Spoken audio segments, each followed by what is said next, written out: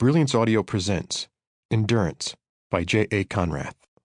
Performed by Christopher Lane. Maria unlocked the door to her room and was greeted by Abraham Lincoln. The poster was yellowed with age, the edges tattered, and it hung directly over the queen-size bed where the headboard would normally be. The adjoining walls were papered with postcards, all of them boasting various pictures and portraits of Lincoln. The single light in the room came from a floor lamp, the shade decorated with a collage of faded newspaper clippings, all featuring, big surprise, Lincoln. So that's why the crazy old proprietor called it the Lincoln bedroom.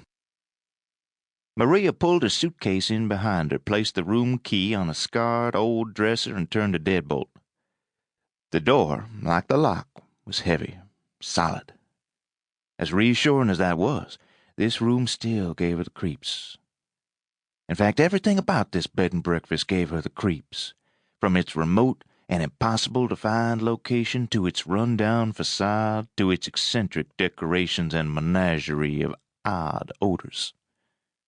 But Maria didn't have a choice.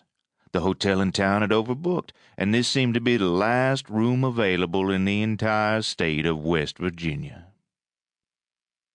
Iron Woman had become quite the popular event, with worldwide media coverage, and apparently they'd given her a room reservation to some reporter. Which was ironic, because Maria was a registered contestant, and without contestants, there wouldn't be any need for reporters. The reporter was the one who should have been staying in the Lincoln bedroom, with its bizarre decor and its strange smell of sandalwood mixed with spoiled milk. Maria sighed.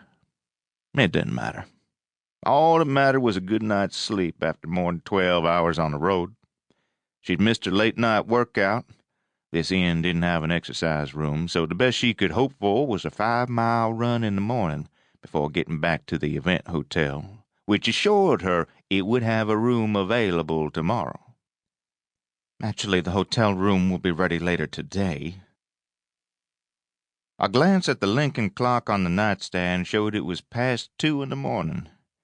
She had promised to let Felix know when she got in and pulled her cell phone out of her jeans, her thumbs a blur on the keyboard. F. You are probably asleep. I am at a creepy B&B, not the hotel. Long story, but it's free. That equals more dollars to spend on our honeymoon. Happy Face, WTL 8R, TTFN, H2CUS, Love You -M. Maria circled the room, holding her cell phone over her head, trying to find a signal while the floorboards creaked underfoot. When a single bar appeared, she sent the text message and walked to the poster. She placed her cell on the nightstand as a reminder to charge it before she went to sleep, hefted her suitcase onto the bed, and dug inside, freeing her makeup bag and taking it to the bathroom. She flipped on the light switch and was rewarded with the sight of President Lincoln's face on the toilet seat cover. "I'll never look at a $5 bill the same again," she said, but her tone was without mirth. Rather than amusing, she was finding this whole Lincoln thing creepy. Maria shut the door behind her, more out of habit than modesty, lifted the lid, undid her jeans, and sat down, the cold seat raising goosebumps on her tan thighs. She yawned, big and wide, as the long day caught up with her.